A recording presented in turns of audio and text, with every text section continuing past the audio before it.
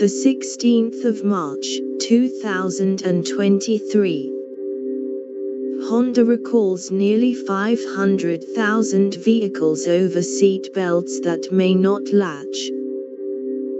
The 448,613 Honda vehicles affected by this month's recall include some of the company's most popular vehicles, including the CR-V and Accord.